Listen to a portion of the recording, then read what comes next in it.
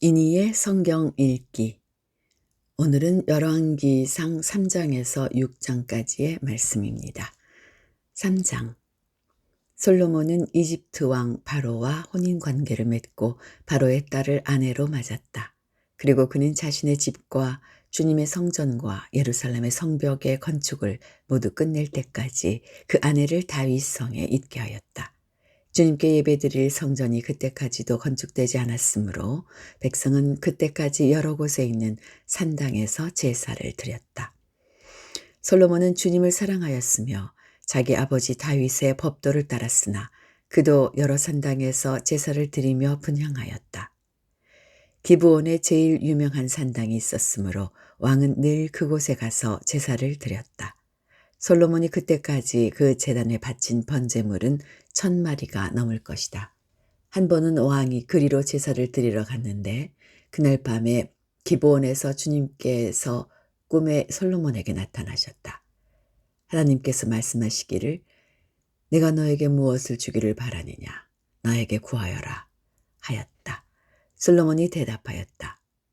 주님께서는 주님의 종이요 나의 아버지인 다윗이 진실과 공의와 정직한 마음으로 주님을 모시고 살았다고 해서 큰 은혜를 베풀어 주시고 또 그 큰 은혜를 그를 지켜주셔서 오늘과 같이 이렇게 그 보좌에 앉을 아들까지 주셨습니다. 그러나 주 나의 하나님, 주님께서는 내가 아직 어린아이인데도 나의 아버지 다윗의 뒤를 이어서 주님의 종인 나를 왕이 되게 하셨습니다. 나는 아직 나가고 들어오고 하는 처신을 제대로 할 줄 모릅니다. 주님의 종은 주님께서 선택하신 백성, 곧 그 수를 셀 수도 없고 계산을 할 수도 없을 만큼 큰 백성 가운데 하나일 뿐입니다. 그러므로 주님의 종에게 지혜로운 마음을 주셔서 주님의 백성을 재판하고 선과 악을 분별할 수 있게 해주시기를 바랍니다.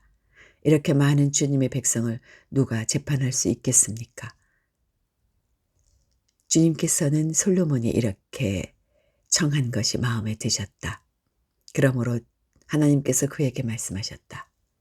내가 스스로를 생각하여 오래 사는 것이나 부유한 것이나 원수 갚는 것을 요구하지 아니하고 다만 재판하는 데에 듣고서 무엇이 옳은지 분별하는 능력을 요구하였으므로 이제 나는 내 말대로 내게 지혜롭고 총명한 마음을 준다. 너와 같은 사람이 너보다 앞에도 없었고 내 뒤에도 없을 것이다. 나는 또한 내가 달라고 하지 아니한 부귀와 영화도 모두 너에게 주겠다. 내 일생 동안 왕 가운데서 너와 견줄 만한 사람이 없을 것이다. 그리고 내 아버지 다윗이 한 것과 같이 내가 나의 길을 걸으며 내 법도와 명령을 지키면 네가 오래 살도록 해주겠다. 솔로몬이 깨어나서 보니 꿈이었다. 그는 곧바로 예루살렘으로 가서 주님의 언약궤 앞에 서서 번제와 화목제를 드리고 모든 신하에게 잔치도 베풀어 주었다. 하루는 창녀 2사람이 왕에게 와서 그 앞에 섰다. 그 가운데서 한 여자가 나서서 말을 하였다. 임금님께 아뢰입니다. 저희 2사람은 한 집에 살고 있습니다. 제가 아이를 낳을 때 저 여자도 저와 함께 있었습니다. 그리고 제가 아이를 낳은 지 사흘 만에 저 여자도 아이를 낳았습니다.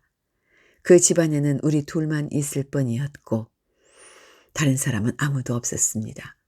그런데 저 여자가 잠을 자다가 그만 잘못하여 자기 아이를 깔아뭉개었으므로 그 아들은 그날 밤에 죽었습니다.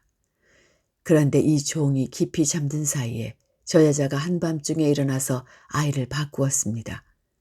저의 옆에 누워있는 저의 아들을 데리고 가서 자기 품에 두고 자기 죽은 아들을 저의 품에 뉘어놓았습니다. 제가 새벽에 저의 아들에게 젖을 먹이려고 일어나서 보니 아이가 죽어 있었습니다. 아침에 제가 자세히 들여다보았는데 그 아이는 제가 낳은 아들이 아니었습니다. 그러자 다른 여자가 대들었다. 그렇지 않다는 것이었다. 살아있는 아이가 자기 아들이고 죽은 아이는 다른 여자의 아들이라고 우겼다. 먼저 말을 한 여자도 지지 않고 살아있는 아이가 자기 아들이고 죽은 아이는 자기 아들이 아니라고 맞섰다. 그들은 이렇게 왕 앞에서 다투었다. 왕은 속으로 생각하였다. 두 여자가 서로 살아있는 아이를 자기 아들이라고 하고 죽은 아이를 다른 여자의 아들이라고 한다. 그렇다면 좋은 수가 있다. 왕은 신하들에게 칼을 가져오게 하였다. 신하들이 칼을 왕 앞에 가져오니 왕이 명령을 내렸다.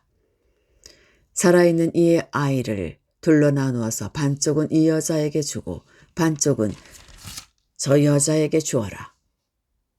그러자 살아있는 그 아이의 어머니는 자기 아들에게 대한 모정에 불타올라 왕에게 애원하였다. 제발 임금님, 살아있는 이 아이를 저 여자에게 주시어도 좋으니 아이를 죽이지는 말아 주십시오. 그러나 다른 여자는 어차피 내 아이도 안 될 테고 네 아이도 안 될 테니 차라리 나누어 가지자 하고 말하였다. 그때 드디어 왕이 명령을 내렸다. 살아있는 아이를 죽이지 말고 아이를 양보한 저 여자에게 주어라. 저 여자가 그 아이의 어머니이다. 모든 이스라엘 사람이 왕이 재판한 판결 소식을 들었다. 그리고 백성들은 왕이 재판할 때에 하나님께서 주시는 지혜로 공정하게 판단한다는 것을 알고 왕을 두려워하였다. 4장. 솔로몬 왕이 온 이스라엘을 다스리는 왕이 되었을 때에 그가 거느린 고급 관리들은 다음과 같았다.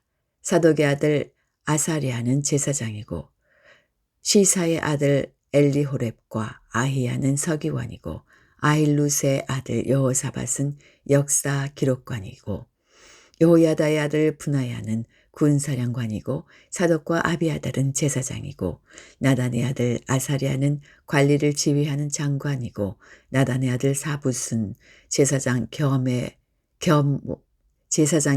왕의 개인 자문관이고 아히살은 국내 대신이고 압다의 아들 아도니람은 강제노역 책임자였다.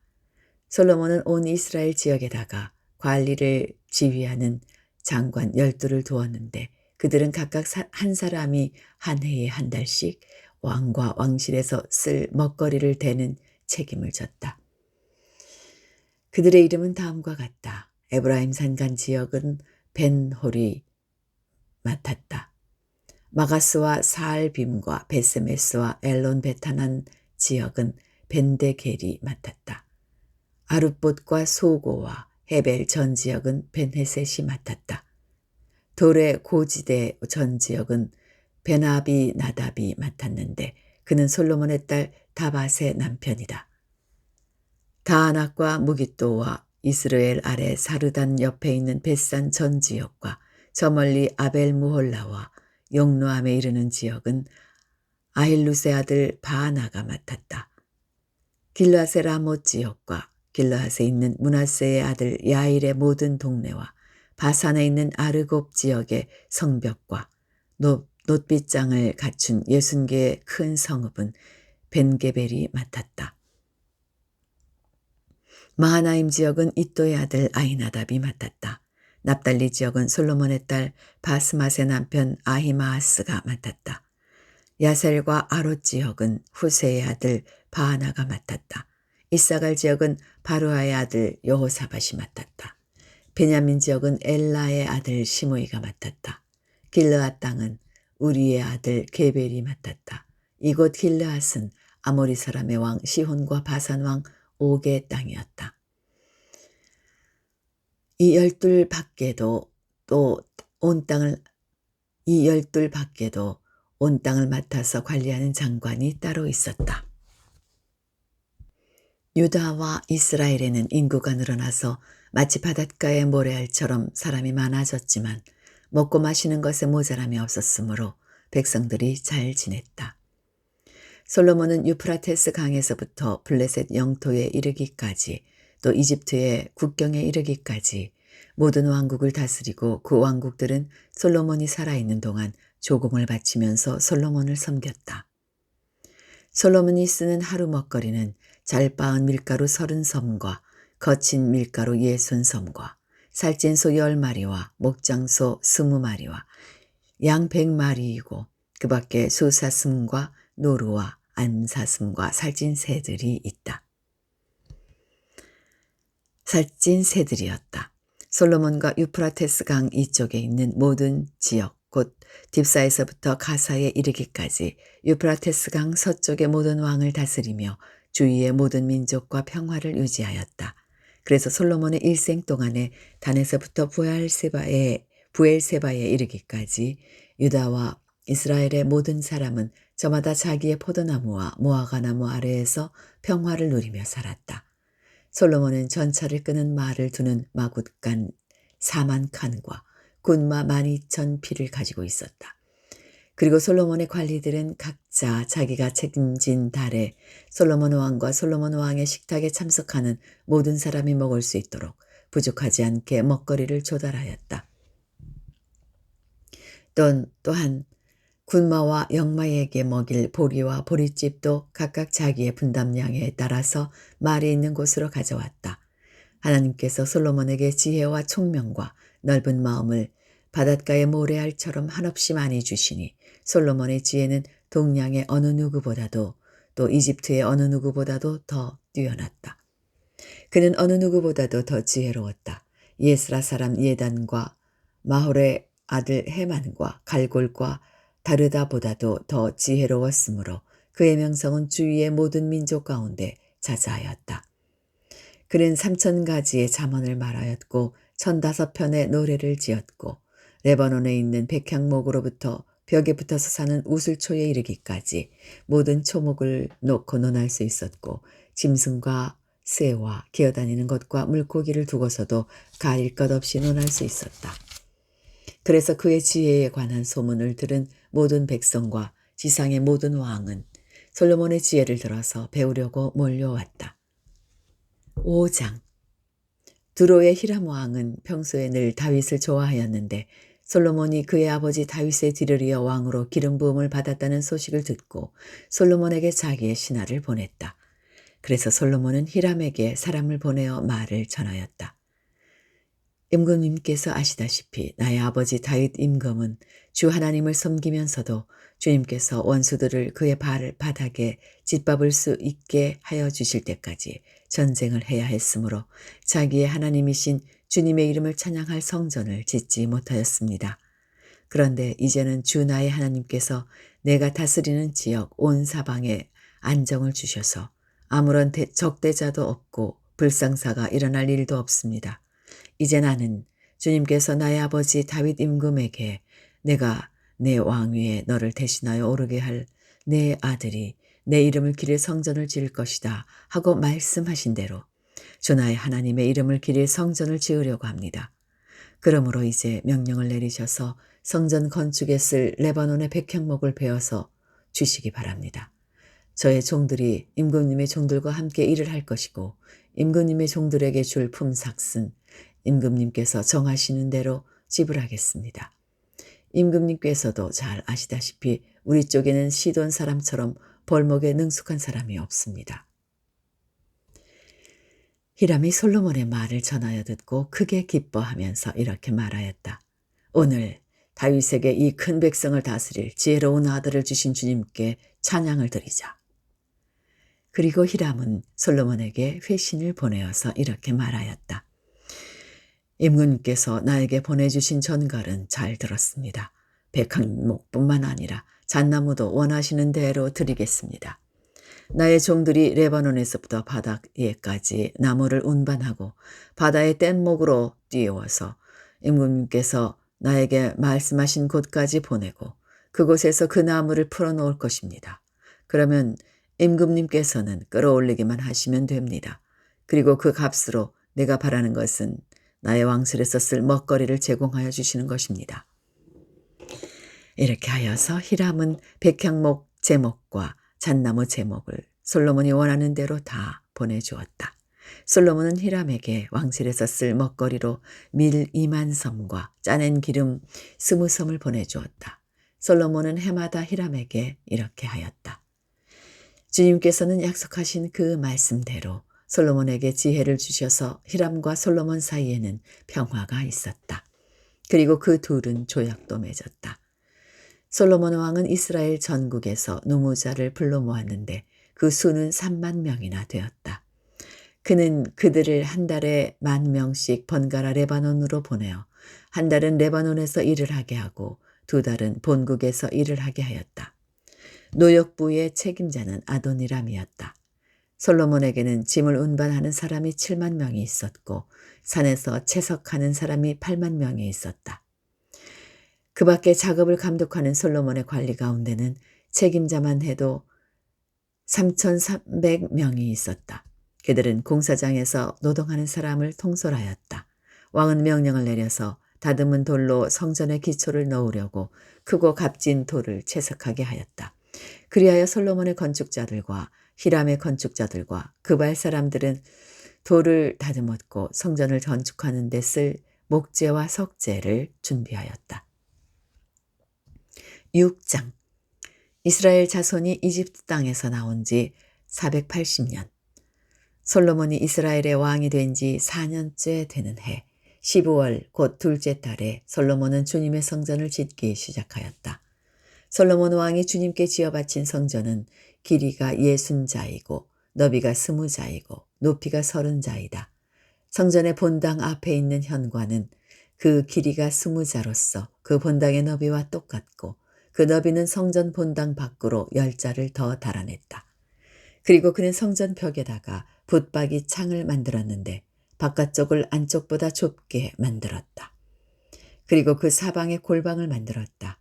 성전의 벽, 곧 본당 양옆과 뒤로는 쭉 돌아가면서 3층으로 다락을 만들었다. 아래층에 있는 다락은 그 너비가 5자이고 가운데 층에 있는 다락은 그 너비가 6자이고 3층에 있는 다락은 그 너비가 7자이다. 이것은 성전 바깥으로 돌아가면서 턱을 내어서 골방의 석가래가 성전의 벽에 박히지 않게 하였다. 돌은 채석장에서 잘 다듬어낸 것을 썼으므로 막상 성전을 지을 때에는 망치나 정 등 새로 만든 어떠한 연장 소리도 성전에서는 전혀 들리지 않았다. 가운데 층에 있는 골방으로 들어가는 문은 성전의 남쪽 측면에 있으며 성전 모양의 층계를 따라서 가운데 층으로 올라가게 하였다. 또 가운데 층에서부터 3층까지도 나사 모양의 층계를 따라서 올라가게 하였다. 이렇게 해서 그는 성전 짓기를 완성하였다. 성전의 천장은 백향목 석가래와 널빤지로 덮었다. 또한 성전 전체에다가 돌아가면서 높이가 저마다 5자씩 되는 다락을 지었는데 백향목 들보로 성전에 연결하였다. 주님께서 솔로몬에게 말씀하셨다. 드디어 내가 성전을 짓기 시작하였구나. 내가 내 법도와 율례를 따르고 또 나의 계명에 순종하여 그대로 그것을 지키면 내가 내 아버지 다윗에게 약속한 바를 내게서 이루겠다. 또한 나는 이스라엘 자손과 더불어 그들 가운데서 함께 살겠고 내 백성 이스라엘을 결코 버리지 않겠다. 솔로몬이 성전 짓기를 마쳤다. 성전의 안쪽 벽에는 바닥에서 천장에 닿기까지 벽 전체에 백향목 널빤지를 입히고 성전의 바닥에는 잣나무 널빤지를 깔았다. 성전 뒤쪽에서 앞쪽으로 20자를 재어서 바닥에서부터 천장의 석가래에 이르기까지 백향목 널빤지로 가로막아서 성전의 내실 곧 지성소를 만들었다. 내실 앞에 있는 성전의 외실은 그 길이가 40자였다. 성전 안쪽 벽에 입힌 백향목에는 호리병 모양 박과 활짝 핀 꽃 모양을 새겼는데 전체가 백향목이라서 석재는 하나도 보이지 않았다. 성전 안에는 주님의 언약궤를 놓아둘 내실을 마련하였다. 성전의 내실 곧 지성소는 길이가 20자, 너비가 20자, 높이가 20자이고 순금으로 입혔으며 백향목 제단에도 순금으로 입혔다. 솔로몬은 성전 내부도 순금으로 입히고 지성소 앞에는 금사슬을 드리웠으며 그 지성소를 모두 금으로 입혔다. 그래서 그는 온 성전을 빠진 곳이 전혀 없도록 금으로 입혔다. 심지어는 성소에 속하여 있는 제단들까지도 모두 금으로 입혔다. 그는 지성소 안에 올리브나무로 2개의 그룹을 만들었는데 높이는 각각 10자이다. 그 한 그룹의 한쪽 날개는 5자 그룹의 다른 쪽 날개 역시 5자이다. 그 날개의 한쪽 끝으로부터 다른 쪽 날개의 끝까지는 10자이다. 두 번째 그룹도 10자이며 그 그룹이 같은 치수와 같은 모양이었다. 이쪽 그룹의 높이도 10자이고 저쪽 것도 10자이다. 솔로몬은 그 그룹들을 지성소의 가장 깊숙한 곳에 놓았다. 그룹들의 날개는 펴져 있어서 이쪽 그룹의 한 날개가 저쪽 벽에 닿았고 저쪽 그룹의 한 날개도 이쪽 벽에 닿았다. 그리고 지성소의 중앙에서 그들의 다른 날개들을 서로 닿아 있었다. 그는 이 그룹에도 금으로 입혔다. 그는 성전의 지성소와 외실의 벽으로 돌아가면서 그룹의 형상과 종려나무와 활짝 핀 꽃 모양을 새겼다. 또 그 성전의 지성소와 외실 마루에도 금으로 입혔다. 지성소 어귀에는 올리브나무로 문을 2짝 만들고 그 인방과 문설주는 오각형으로 만들었다.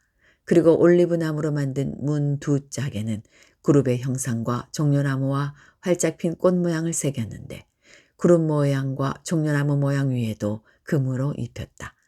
또 올리브나무로 본당의 외실 어귀를 만들었는데 그 문설주는 사각형으로 만들었다. 그리고 잣나무로 만든 2개의 문이 있는데 한쪽의 문도 2 부분으로 접히고 다른 문도 2 부분으로 접히게 되어 있었다. 그 위에 그룹들과 종려나무와 활짝 핀 꽃 모양을 새겼는데 그 위에 고루고루 금을 입혔다. 또 성전 앞에다가 안뜰을 만들었는데 안뜰 벽은 잘 다듬은 돌 3켜와 두꺼운 백향목 판자 1켜로 벽을 쳤다. 주님의 성전 기초를 놓은 것은 솔로몬의 통치 제4년 15월이고 성전이 그 세밀한 부분까지 설계한 대로 완공된 것은 제11년 8월 곧 8째 달이다. 솔로몬이 성전을 건축하는 데는 7해가 걸렸다. 여기까지입니다. 오늘 하루도 평안하게 보내시기 바랍니다.